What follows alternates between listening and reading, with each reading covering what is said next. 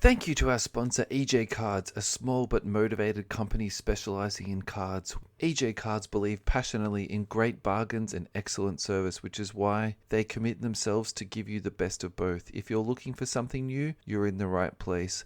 EJ Cards strive to be industrious and innovative, offering customers something they want, putting their desires at the top of the priority list. Find EJ Cards at www.ejcards.com.au or shop 394 to 398 Middleborough Road, Blackburn, Victoria, and also find them on Facebook. Thank you very much, EJ Cards, for sponsoring us. Welcome everybody to episode number 47 of the You Can't Comp This NBA Trading Card Podcast.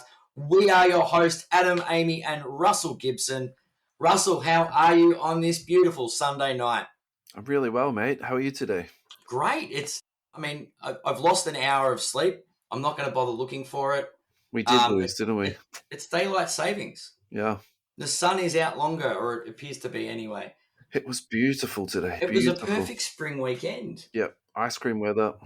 It was delightful. So, yep. Yeah, it's been good. And now we get to talk basketball cards. It's Preseason's back, baby. It is. We've had media days. We've had training camps. It's been you can just feel it in the atmosphere. The big show is about to start. We're going to have some preseason games, and then the regular season will be upon us. Yeah. But yeah, a little bit to chat about this week. Including, a nice little rundown. Well, let's have a look. We're gonna talk about PSA Bulk is back. Yeah, we're gonna actually delve into the Phoenix Suns, even though we have talked Suns before, but I think they've thrust themselves into the spotlight with some recent news. Absolutely. We've got a couple of topics to talk about. Redemption update from Panini, the long-term value of rookies, an article there.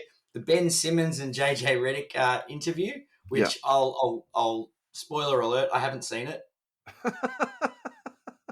But feel free to spoil it for me, because I just can't. Anything Ben Simmons, I'm done. I just want to actions speak louder than words. That's all I'll say. Yeah. And we've got big news. We've got a new segment to name. Yeah. We had a bit of a poll, and it was close.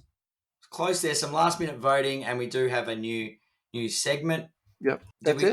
And we've got have we got the Warriors and Wizards to break down for preseason? I would love to have a chat about them, actually, mate. That would be great. Let's do that. Okay. Yeah, that's the episode. That seems like a lot. Let's get cracking. Let's do it. The first one's a really quick hitting thing. So it's Bulk is back with PSA. Yeah. I think if you've been waiting for the last couple of years to send your cards in, this is, fantastic news for you.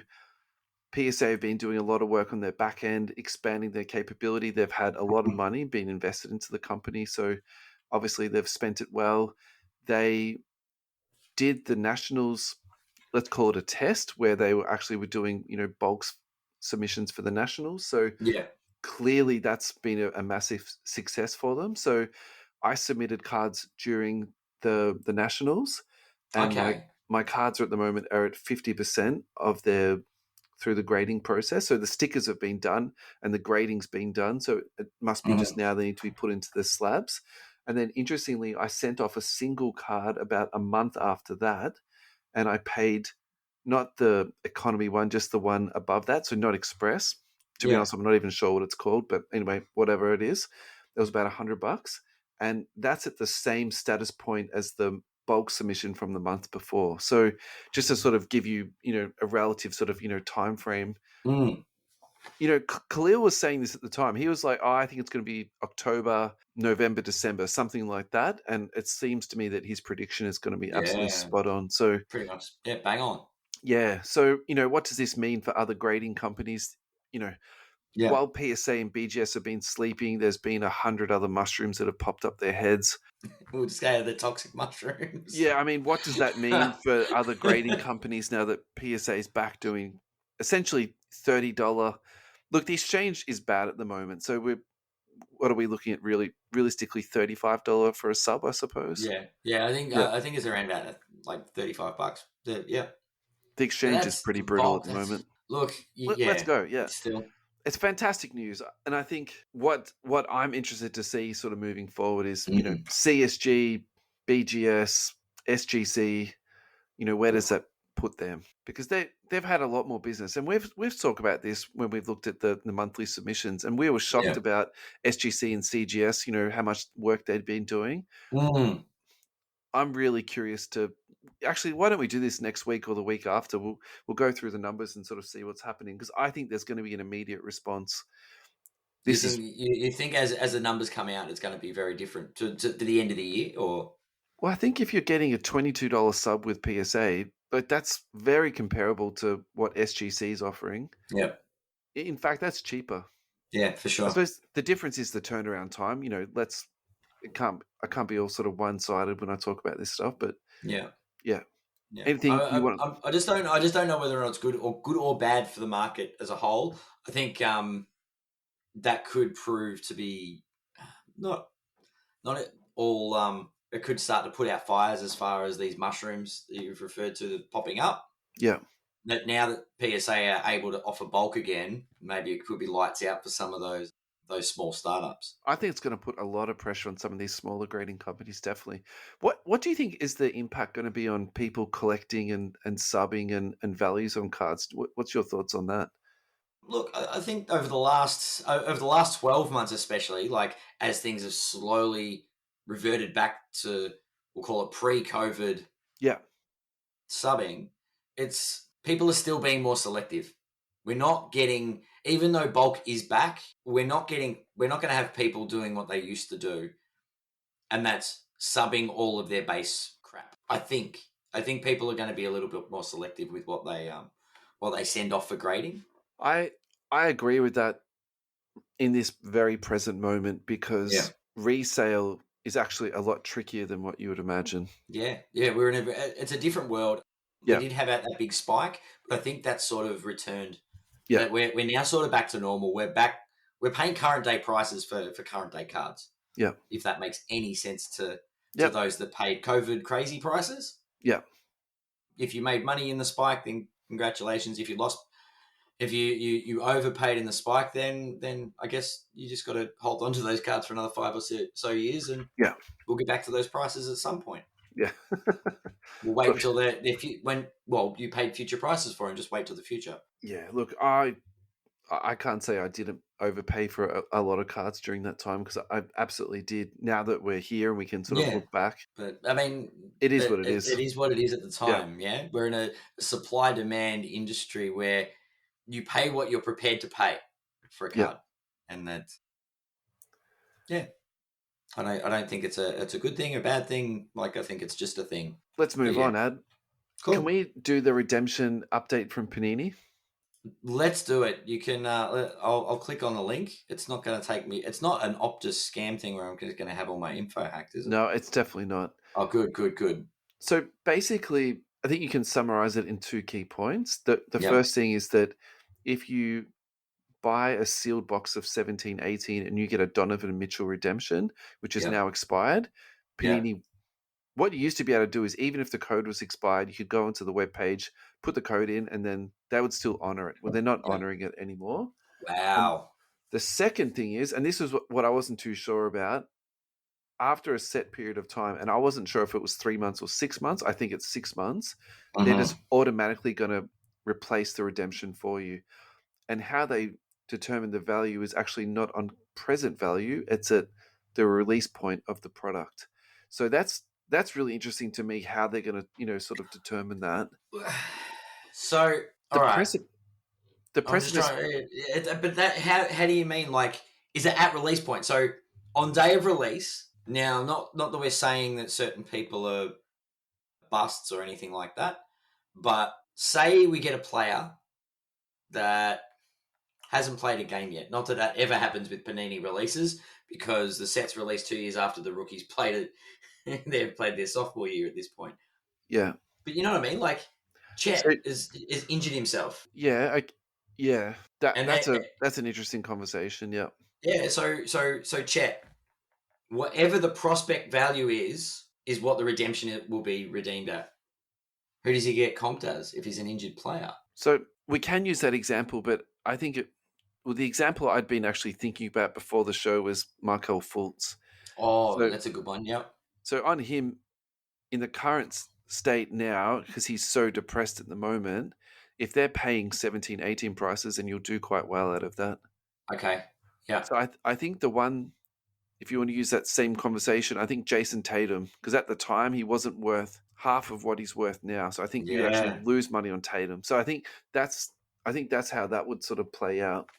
I wonder if it'll be the exception, not the rule. The ones, but it's those yeah, it's those diamonds in the rough. I guess those players that that break out straight away and didn't have any hype, but all of a sudden, That's right. They're the ones yeah, you're going to lose cash on. you're going to lose Absolutely. big time on because Yeah. you're going to get the pre-spike value.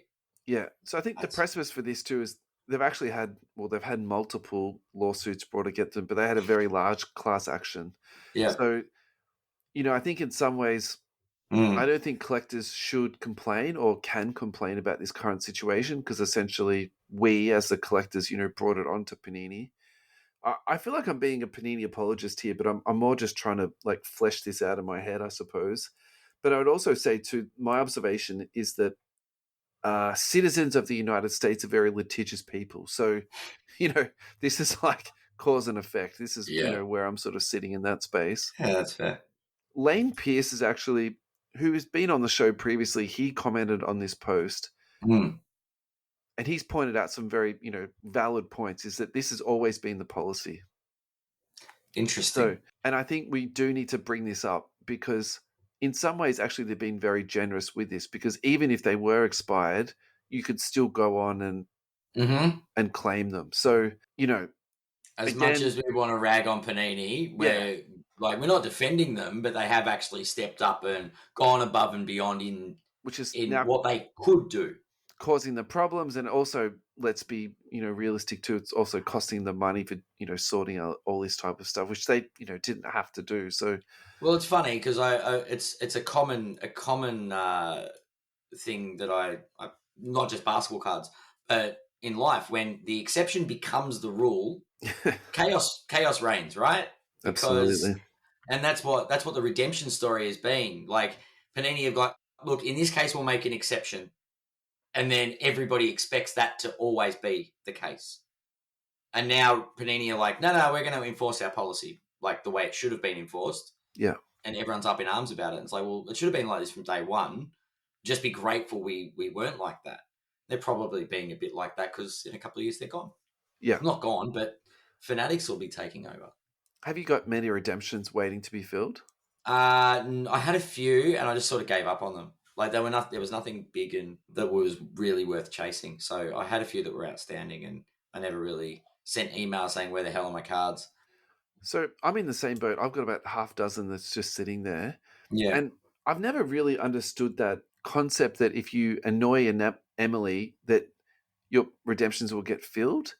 Like, don't they have a process that your cards will go through and eventually, everyone's in line, so to speak? You've got a ticket kind of thing. Yeah, well, maybe I'm assuming wrong about that, but actually now there is a very set process. So after 6 months, that's it. We're going to replace your card. So actually, I'm very happy about this because, frankly, some of the cards that I've sent in for redemption, to be honest, I feel whatever I get is going to be better than what the card was that was going to be redeemed. So yes, I'm very happy about that. Look, there's a couple of them that, to be honest, I would like.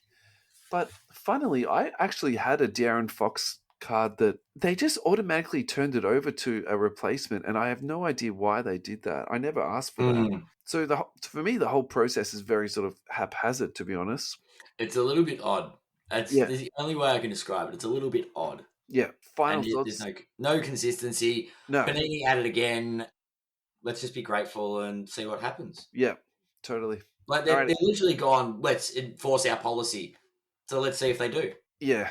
I think they will. I think they will make the exception, not the rule. And you won't lose on Tatum because Tatum's obvious. They see a Tatum redemption, they'll give you something like for like because that would be outrageous. Do you know what I mean? Like they see a Jason Tatum redemption and they go, we're going to give some lowball card here, like some lowball comp. I think they'll give someone on the caliber of Jason Tatum. Yeah. I mean, What's your general feeling about the replacements that they do in terms, like, for example, white boxes or black But boxes they used to do? Or we were talking about this months ago. yeah, With would you prefer to get a Lamelo or a Ja Morant?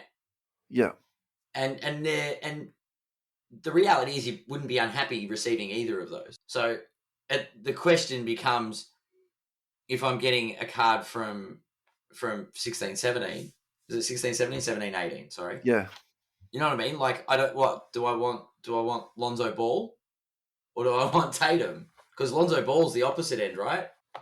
Lonzo was a huge spike, but like they know the player list. yeah, And I don't think they're going to be, well, technically he was worth this at this point. I think there'll be a level of common sense. yeah. We'll see. Time will tell. I think that's the final thought, is time will tell. Okay, all right. Let's move on this bad boy. Phoenix Suns. Let's talk about the Suns. So We weren't going to talk about the Phoenix Suns, but no. So I suppose last week I did a short live video, and the reason I did that so that I could talk about the Robert Sava incident, and so I could talk about the Imi Udoka incident. So yeah, I suppose just to differentiate, we're still not going to talk about those two subjects because our general feeling is that it's not card related, even though it's juicy gossip. However, this is very much card related chat activity. So Jay yeah, Crowder's requested a trade, and the Suns have publicly said that he won't be coming back, and they are going to facilitate a trade. they're And going to facilitate him being gone. Yeah, yeah, and basically the premise behind that is that Cam Johnson was promised the starting spot instead of Crowder. And the reason behind that is basically so they've got a bit more offensive punch. I think that's yeah, the nicest way that you can say it. yeah. So I'm really interested in this trade request for two things. I think Cam Johnson's going to get a lot more attention and a lot more time. And the other one I think that's going to benefit from this too is Mikal Bridges. So it'll be interesting to see what they get back. So obviously, the rotation isn't set, but I actually don't think you're going to get more back for Jay Crowder than what you're giving away. He's the type of guy that I kind of feel like he's the guy He- that you want. yeah, Yeah, You're not going to get Jay Crowder in return yeah, for trading away Jay Crowder, right? exactly, yeah. And I can't imagine them getting draft assets or something like that too. So Mhm. Cam Johnson Silver PSA 10 is currently sitting at $50 USD. Okay, I that's love juicy. this. I love this for so many different reasons. So I'm all aboard the Cam Johnson train right now. Mikal Bridges, I'll just have a quick look at this now. I feel like Bridges would probably miss the boat on, to be honest. I know, $62. So I would put both of those at very strong buys at the moment. And Yeah, and it's been an ebb and flow with Bridges. I yeah, actually think, yeah, he's been up and down a little bit, hasn't he? yeah, Bridges is actually up the most. He's up 26%. Johnson was up, I think, 6 or 7%, something like this. Yeah, 6%. So I it's an like them both. Who would you choose if you had to choose between Johnson or Bridges? it's tricky. You'd It's have to only go, $10 between them. yeah, and I'd say, well, who's been promised the starting spot, right? Well, they'll both start, Yeah, but who's got but the most focus? I guess the big Johnson will focus is get on Johnson. He's got increased, exposure. minutes. Yeah, Yep. yeah, Yeah. He's the one that's actually going to get an increase in yeah. output. I think so. Yeah. Yeah. So, That's yeah. My money would be with Johnson. okay. Not saying that either is wrong. I think both are both very good value Yeah, buys. My question goes back to how much this is going to upset their rotations, though. Losing Crowder, like, it's an unsettled preseason. Does this whole scandal sort of rock the boat so much that it impacts the whole playing group, or are they yeah. together on this? My feeling, Does it end up being -10 on the win column for the year? about because Sava's gone, Yeah, we know. so Yeah, he had that very public punishment. A lot of negative information came out about him. yeah, Then the players stood up to him. LeBron James spoke about it. The players' union, were very expressive about their disappointment in the punishment that he got, and then he yeah, effectively he's packed up his bags and left. So I actually think that gives them some form of closure, even though it's not finished. At least yeah, they've got an outcome that somewhat they drove and they inspired, particularly yeah, Chris Paul. I think he had a very big part in that. So I think their coach is very grounded and very solid. So I don't think that's going to be an issue. And they're a very deep team. So even if you lose Crowder, let's just say you lose him for nothing. Yeah. I actually don't think that's the worst thing that's going to happen to that team. And I think sometimes giving these young guns like, Cam Johnson a bit more time and then, sliding some of those minutes, down their bench a little bit. It's a very, very deep team. So look, Yeah. no, I don't think that's going to sink them. I don't think that's going to rock the boat too much. And yeah, I'm just very high on this, to be honest. I'm probably, too high on this. But I think they've actually sorted their stuff out early enough. I think Phoenix jumped on top of it. Yeah. Put it to bed, like everything sort of happened very quickly. Yeah. And as a result, I think it sets them in good stead to smooth things out through their training camp and resettle everybody for the group before the season kicks off. Yep. Yeah. Cool. Yeah, look, I think that's probably about it for the Suns. What do you think? Yeah. Well, they're not one of the teams that needs some love, so onwards and upwards. Onwards and upwards. Will Prizm Luka Doncic cards be valuable in the long run? Oh, this is an interesting one. Yeah, so this is from Jimmy. He's actually done a lot of work on putting together how many rookie cards players have over the years. And with that, sitting I saw something here along these lines, yeah. And reading out every single number, basically this has been an absolutely exponential rise from 2012 up to 2021. It's gone from 10, then in 2016, 314, then in 21, 1,963. So, I see the point he's trying to make. Yeah. But specifically, will Luka Doncic cards be valuable in the long run? I actually think, in some ways, a better question might be a more middling player, because Luka is different from other players in that Luka is Luka, and you could argue at the moment he's the collectible GOAT, right? Yeah.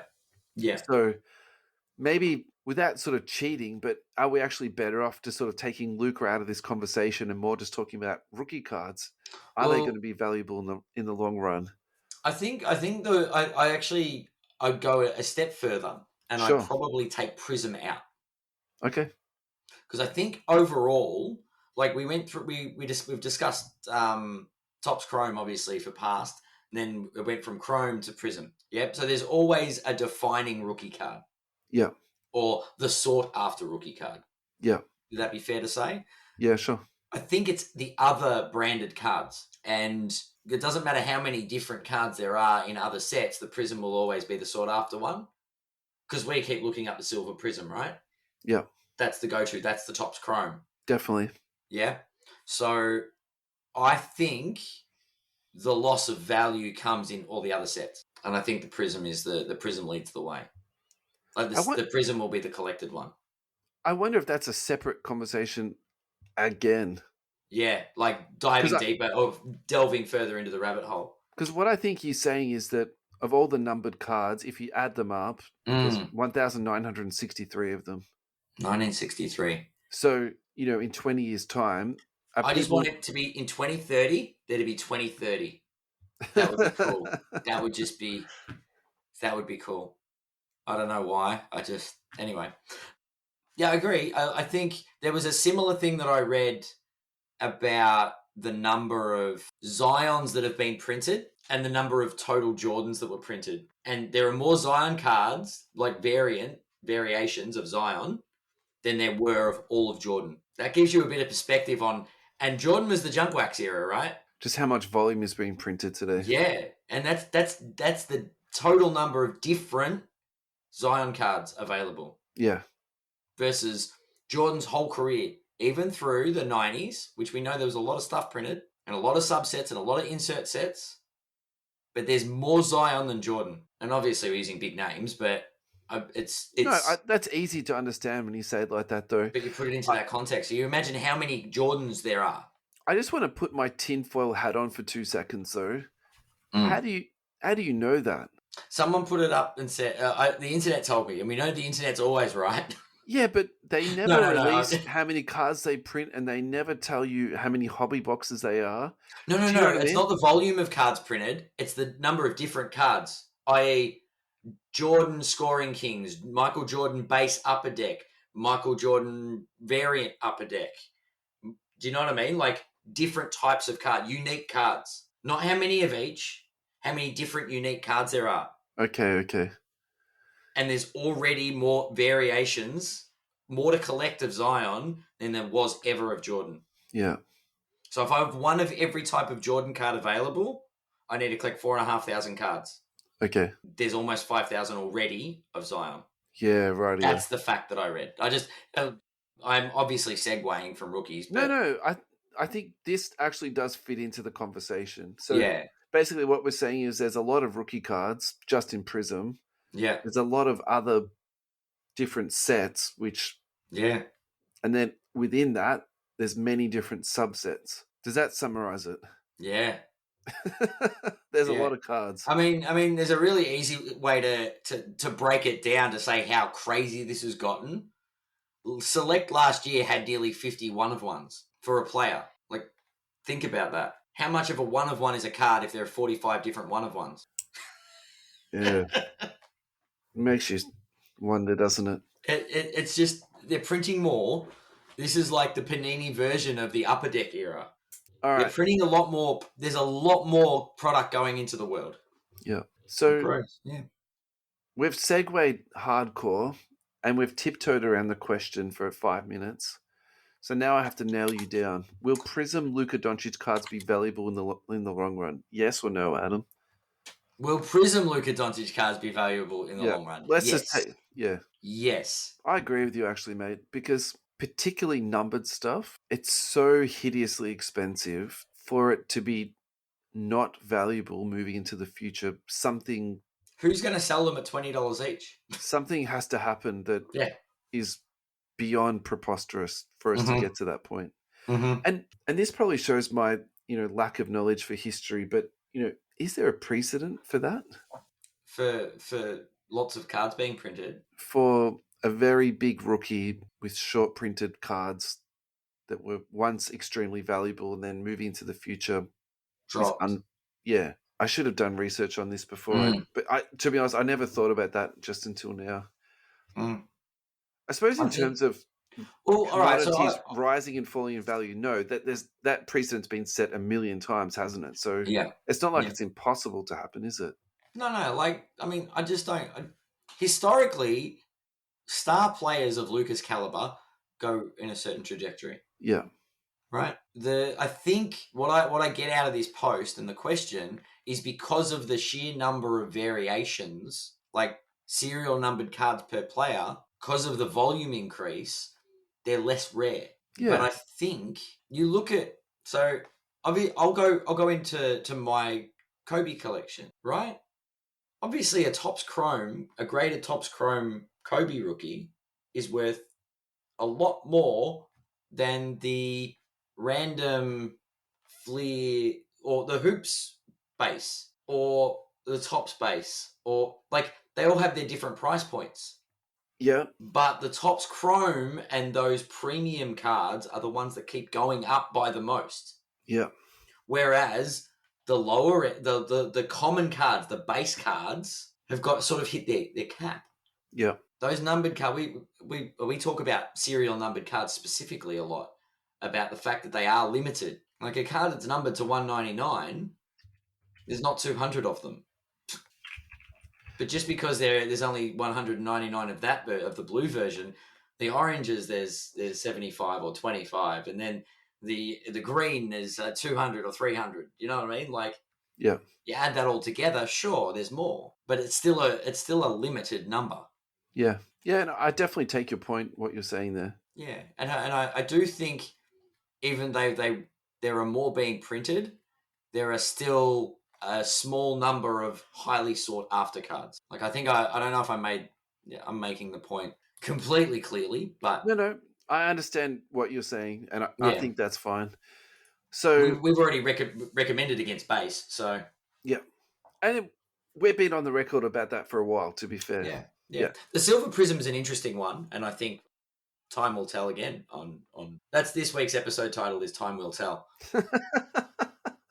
Come on, We should be Yeah, on the record making crazy predictions, Adam. People aren't here for time will tell. that's it. That's it. All Well, right. look, silver prisms might go out of style. How's that? So, okay. So, me to answer this question specifically, I don't think they're going to drop in value. Mm-hmm. I think they're going to slowly trickle up. Now, I'm looking at the Luka Doncic red to 299. So, that's the longest number of his short print cards. Yep. PSA 10 last sold for $5,400 US. Mm-hmm. So, actually, in the last 3 months, that's down 11%, and it started at 6,100. So it is down, but at the same time, if we convert that to Australian dollars, that is 8,400. So we're not talking about a small amount of money here.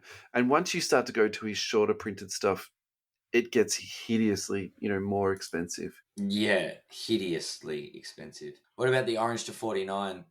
Last Well, sale for 30. Yeah, 38K. yeah, like in some ways, I don't even want to talk about those cards because it's almost so insane. Do you know what I mean? Yeah. But so what's my point here? What am I trying to say? The limited stuff is very limited still I and think has a this. high.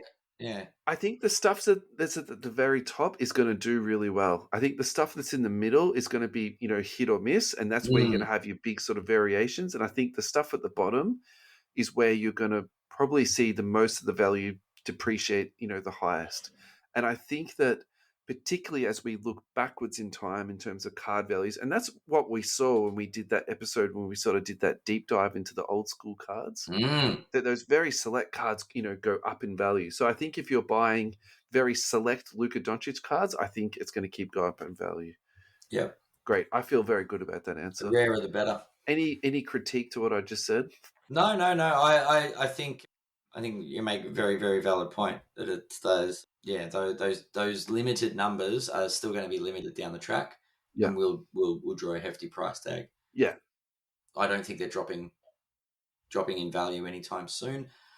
The only one I have concerns for is the silver prism because it isn't numbered, so it might not rise the way the serial numbered cards do. Yeah. That's an interesting one. But it's so popular and so heavily traded. Mm-hmm. It's almost like a commodity stock, like silver prism's where Absolutely. it's at. Yeah. Yeah. This week's episode is brought to you by our very proud sponsor, Slabbed Cards, who specialize in card grading with PSA and SGC. Slabbed Cards are authorized PSA dealers, and card grading starts from $54.95 and includes full insurance, secure storage. Slabbed Cards have 2 tons of backgrade safes, 24-hour surveillance, and are located in a guarded, monitored building. All cards are scanned on arrival and are available to you for viewing at any time, and Slab Cards provide automatic progress notifications. Your submissions also come with complete tracking and notifications from start to finish. Slab Cards also offer specialized shipping services, domestic shipping service with up to $10,000 insurance per parcel, domestic secure hand-to-hand shipping service delivery within 24 hours of pickup, and international shipping with up to $150,000 of insurance per parcel. Contact Slab Cards for a quote at slabd.com.au. That's slabd.com.au. And also find them at 60 Weymount Street in Adelaide. Thanks very much for supporting us, Slab Cards. Yeah. Alrighty, we have to talk about Ben Simmons. I know we don't like to talk about this guy, and we really do make a lot of jokes about him. I mean, you can take this one. I'll see you. No. Yeah. So you haven't watched the interview, but anyone who hasn't watched it, I strongly suggest that you do watch it. And it's an hour. If you don't, it's worth it. If you don't want to hear spoilers, just skip forward 5 minutes or 10 minutes, okay, guys? So I'm going to talk about the JJ Reddick podcast. So I actually think JJ Reddick is a reasonable podcaster. I don't think he's particularly flamboyant. I don't particularly think he's out there. I think he's just very good at speaking to people and actually quite intelligent. So for him to go, Ben Simmons to go onto the JJ Reddick podcast, I actually thought that was a good medium for you to go onto because they literally just sat around and drank wine. So I think that was a nice, little nice. They got him drunk introduction. Yeah. No, they weren't drunk. They were just, having just a quiet glass. I thought that was really nice. And the other thing I liked about the interview too is they gave him lots of time to discuss things, and they didn't just hammer him about the controversial stuff. And realistically, if you want to get to the juicy stuff, if you skip to the last 20 minutes of the podcast, you'll be fine. that's the other thing too. The first sort of 30, 35 minutes or so, they were just talking about, general stuff. There was a couple of things that I thought was pretty interesting. So one of them was about when he was kicked out of practice because he had his phone in his pocket. So Ben Simmons' account of that was he never had his phone in his pocket. He had a scrunched up jersey because he wasn't ready to go, and he even told Doc that. So it's so funny how Twitter and ESPN says one thing, and then Ben Simmons says something else. So that was really interesting. They spoke about him not being ready in his back injury. Now, they didn't talk about the timing of his back injury because we talked about that a lot. We said, could you be mentally unready and then have a back injury and then sit out? Yeah. And that was, to be honest, that was my feeling with the guy. They never actually said that specifically, but they did, sort of tiptoe around that injury. And he spoke about that. He actually said, he's actually feeling a lot better. And he said he needed the operation. He couldn't have gone on without it. Yeah. And he's back and he's ready to go. So I felt his demeanor was actually quite good. And the way he was, looking to the future, I thought that was, really fantastic. And I'm not going to make big predictions about the Nets because the last 2 years I've essentially picked them to win the championship. So I can't do it 3 years in a row. You're the one that's put the moz on them. Nah, go ahead, do it again. I'm happy for you. I just can't do it. You know what I mean?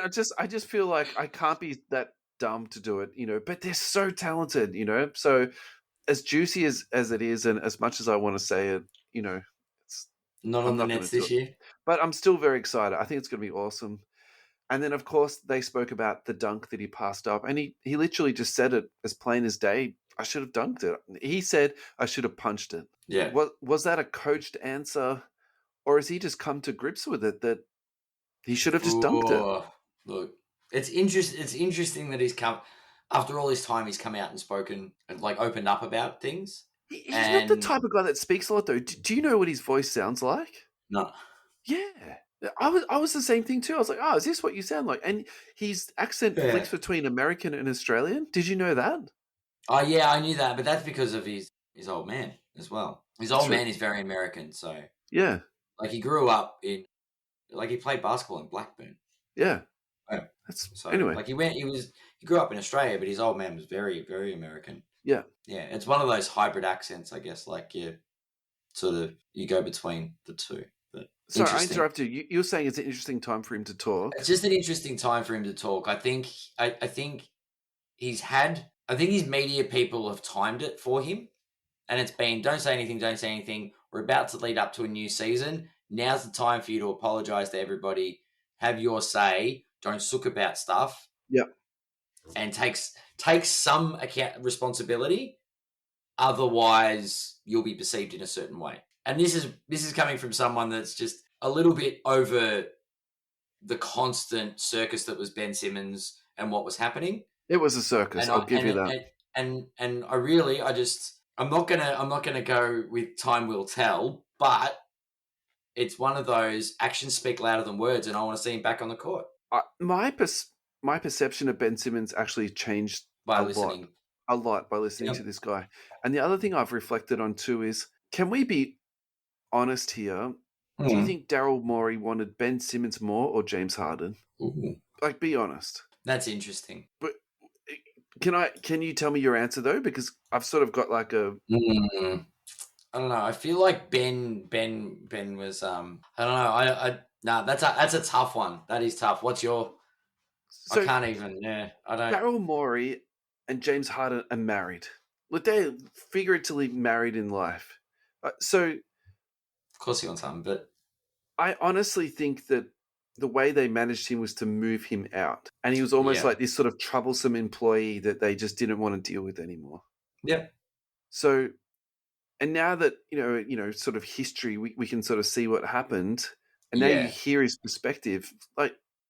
I'm actually not sure that everything the media said was true, and I don't think everything that Ben Simmons was true either. His perception of himself and his very inflated value of himself, and there's a couple of things I'm like, man, your ego is so big. How do you get that thing through the door? But at the same time, they're professional athletes. They need that sort of. They need to have that ego to get to where they. Yeah. But I don't think everything that we read and that we heard was maybe was true. Really Yeah. interesting, though, what he said about how he handles critics is that he doesn't respond to people. Yeah. And that's Yeah. also true when you think back about it. You never heard Yeah, him.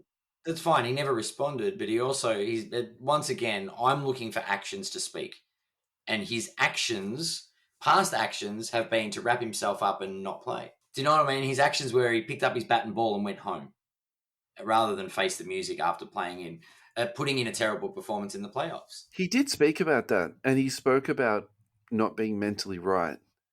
And But all right, so and this is someone once again that I haven't heard the interview, but what has he done to make himself right? yeah, That you know what I mean? Is I this don't is feel this media 100% driven? answering this question, but he did speak about getting help and counseling and stuff like Mm, that. So, mm. exactly what he did, I don't know that. Like it's a whole season worth. Like it's a long journey. He held out. I actually think essentially Yeah. it came down to a contract dispute, and there was more Yeah. going on behind the scenes there. I'm sure that Daryl was holding out to get Harden. Yeah. And if they held out Simmons, I actually don't think they cared. Yeah. Yeah. Honestly. Well, So there's I more was to going to that. say that. Yeah, Simmons was. I'm sure he was a pain. I'm sure Mhm. Simmons was a pain, but also too, I'm sure that Daryl handling it the way he did had something to do with it too. Yeah, And that's fair. so I'm actually sort of also halfway looking forward to Simmons hooking up with Durant. Durant showing how to set up all these burner accounts. Now he's just going to like rip into people on Twitter. So I'm also like looking You're just forward to that. excited for the Twitter, for the Absolutely, this is going to explosion be on awesome. Twitter. It's Yeah. going to be great. All right, should we tie this off? We'll move on to our next subject. Yes. All Yes, right, let's do it. preseason is back. So Warriors Wizards. Did you see the game? No, I didn't. I watched the whole thing. I was Did so you watch it excited. twice? Not twice, but Was it good? I was actually surprised the amount of time that the stars played. So Steph played, Draymond played, Kuminga It's just played, nice. Yeah. Moody played, Wiseman played, Beal played, Porzingis played, Rui Hachimura played really well. And I actually wrote a lot more notes than what I was expecting. So my biggest note that I had in big circles was the Warriors starting lineup for the second quarter. They trotted out Wiseman, Draymond, Kuminga, Moody, and Steph. So that for me is the old with the new, and sort of the next generation of kids coming through. Mm-hmm. I really like that. I felt that lineup was actually probably didn't play that well, but I can kind of see why Steve Kerr did that. Yeah. And so that they could sort of have an opportunity to see how those guys would play. I think we really need to talk about some of the values of the guys, and I actually want to start with Rui Hachimura. I think that he was the surprise star for me, and I'm feeling very, very bullish about this guy because some people just take a little bit of time to, come together. And if you watched him play last year, you could definitely tell that there was talent and athleticism there, but could he put it all together with just a little bit more skill? And I think he's actually just added a few more, tips and tricks to his toolbox. So I was very, very impressed by this guy actually. Like you can see the improvement that he's made. So his silver PSA 10 last sold for 51 USD. Yeah. Yep. It peaked a little bit about a month ago, but yeah.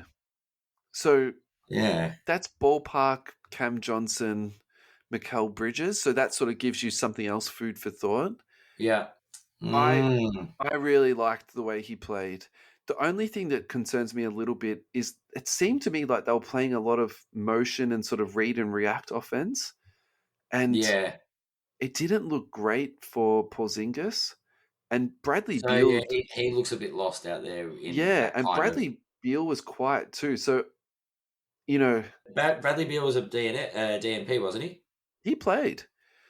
So No, I've got the box score up. It's got B Beal DNP coach's decision. he definitely played. Yeah.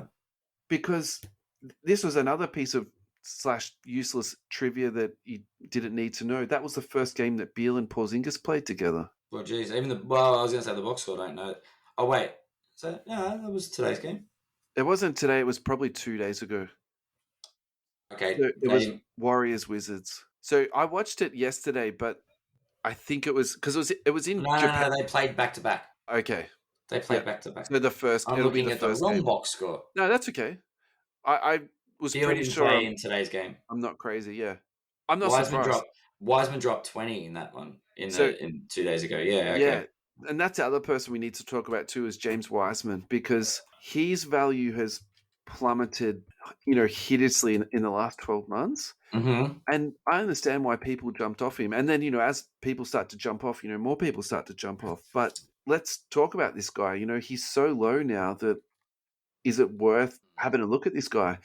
What we want to look at, let's His raw base. silver PSA 10 last sold for, let's round it up to $40. He's actually up 47%. So you could sort of That's a argue. raw. Ooh. You could argue that you've missed the boat a little bit, but if you look at his sales chart, it's up and down like a That's a yo-yo. So yo-yo. you've Yeah. still got some chances there, to get in low and then hold for a little bit, or even just hold and You can sell pick when them the up for yo-yo. like 20, $25. Yeah, Or I was going to say there's a couple of anomalies there of like an $80 sale, but yeah. sort of like, that 60 is the high point. Look, he looked fantastic. His athleticism was definitely there. He was moving around. He was setting good screens, and I think that's really important in the Golden State offense. Yeah. His shooting and his ball handling is not amazing. And I remember a couple of years back, he wasn't great at catching balls that were being sort of chucked to him, but he caught a couple of lobs off Steph and he knew what to do with it. He put that bad boy down. Yeah. Yeah. So, look, I like Wiseman at this price a lot. Yeah. In terms of that sort of high upside, gamble, maybe of all the cards that we've spoken about today, in terms of Rui Hachimura, Cam Johnson, Mikal Bridges, maybe actually this is the one that's probably got the highest ceiling, just because of how highly he was drafted. Yeah. Well, if you've got silvers, at this point, you're probably It's a be hold. looking at it's a hold. Is send them off to PSA with a bulk deal. With the bulk submission, Adam. Well played. Look at that. Look. Well played. Just drew it right, bringing it right back around. These are perfect. Yeah. Perfect to bulk sub. Yeah. And you want to hit a 10 on that, and that'll be one of the first few 10s, because there's nothing aside from the raw Wiseman at the moment. So if we're going to do a one-game overreaction, which I love. One game overreaction. Yeah. So Bradley Beal is the Warriors down. are going back to back. That's it. So my one game overreaction is Bradley Beal is down. Moses Moody is someone that we need to also discuss, because... Who's a Moses Moody? Yeah, Moses Moody was selected in the same draft year as Kuminga. And let's be honest, Kuminga didn't get a lot of burn last year, and neither did Moody. But I think if we're using the Joshua Faruga rule here, there is a real chance that some hype could get behind this kid. And if you're looking at his prices at the moment, look, some of his stuff is definitely high. So an impeccable auto to 99 sold for $135. An optic blue number to 49 sold for $175. But, this is a pretty reasonable price. This is the blue 75-year anniversary Prizm rookie card that sold for $30. I think some of this stuff is still at, pretty reasonable, numbers. And you're speculating a lot at this point. And I'd also probably say too, because I think if we're being realistic here, Clay is going to have the lion's share of this minute. So, this guy's probably a couple of years away from being in the rotation in sort of any meaningful, thing. So I would probably say this is the highest risk, card that we've spoken about today. But I just don't think we can ignore this guy, because the Faruja rule is 100% in play right now with this kid. I think that he could have a lot of excitement at some point in the season. So if you're holding a little bit of Moody, I don't think that is a bad thing. Yeah. No, I think the new this Golden State roster, it's an interesting one, because we've lost Gary Payton. They lost Otto Porter. Yep. Gary Payton, and the third rotation piece they lost was... But there's opportunity again.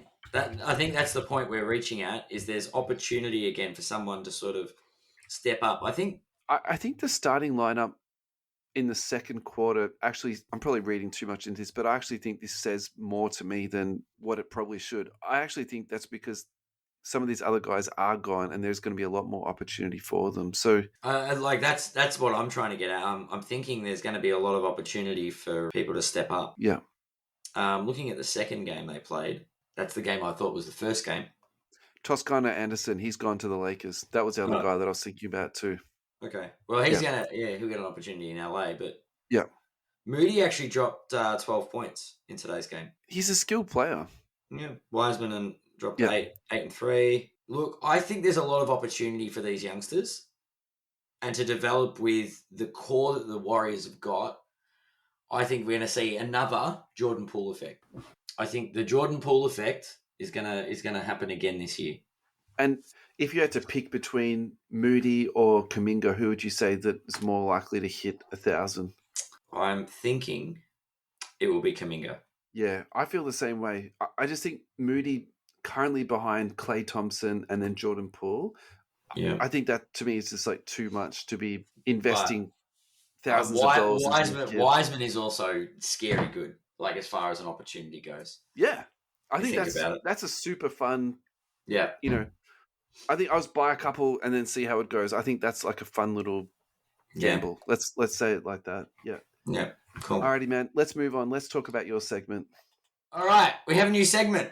We had a vote.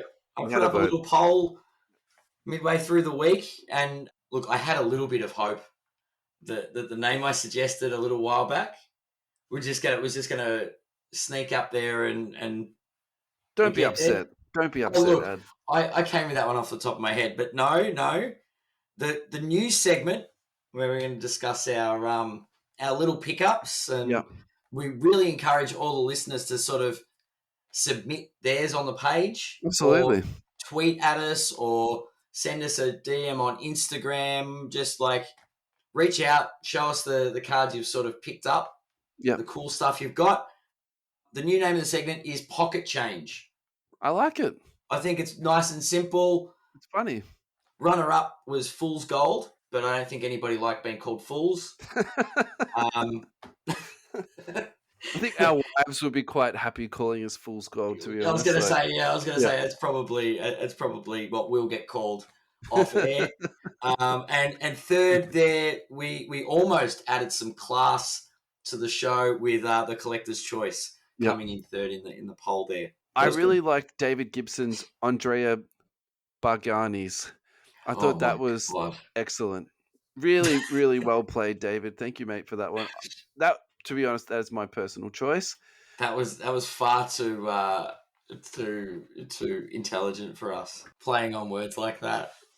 Oh, we'd probably mispronounce it every week. I think I'm going to mispronounce it for the rest of my life, to be honest. So that was fantastic. Anyway, Ad, what's your pocket change for this week? Pocket change for this week. When I was out at watching my team get absolutely smashed in the AFL Grand Final, I'm glad we didn't do a show the day after, because I was not a happy man. But the friend that I went to watch the Grand Final with, who funnily enough went for Geelong, had put aside a Kobe for me, and it's anyone that's watching on the Facebook live feed. It's a nice little. I don't know what the set is. Nice one, Ed. It's very shiny, but it's Kobe Bryant from Authentic Edge. So it's a collector's edge, 1998, and it's got a little sliver of basketball in there. Okay. So that's actually apparently it doesn't say anything about being game played or anything, but yeah, I said I was interested in it. He put it up in a sales thread about 3 or 4 months ago, and I said I was interested in the Kobe. Yep. And his response was, "I bet you are." To which I didn't hear anything else. And then on Grand Final day, he went into it and said, "Oh, by the way, I heard you were interested in this." And okay, so that was my pickup. And yeah, shout out and thanks to Jake. It's a very generous present, for that card. Yeah, so that's going in the old PC. How about yourself? Any pocket change this week? Yeah, I got 2 this week. Nice. Isaiah Jackson, he is a rookie for the Indiana Pacers. I found a Prizm Purple Wave rookie card for $7 AUD delivered. I thought that was a nice bit of pocket change. That was nice. Now, the second one that I found is a LaMelo ball. It's a mosaic silver. It's the NBA debut, so it does have the rookie logo on it, but it's technically an insert set. Ooh, It was okay. CSG graded to 9, and it sold for $30 AUD posted. So, what's the compromise? And this is, I think, this is Yeah, going to be like the ongoing, I think, theme of this show is like you're buying cards that essentially you're compromising on, but it fits into your pocket change budget. So, yeah, my compromise on this card is, well, there's two compromises. It's a really nice rookie card, and it's a really nice looking card. That's hmm there's nothing to be debated about that. However, it is the debut card, and it is CSG graded. So if that was a PSA card, would it sell for a little bit more? I yeah, definitely think it would be. But in saying that, and we know the numbers from CSG, they've been big, big numbers. There's no problems with authenticity or the quality of the grading when it yeah. comes back from CSG. I've got no Was problems with that. For $30, I think that's totally fine. now I'm just gonna this is a quick segue. Sure. I saw something. I'm sure it was Twitter or Facebook.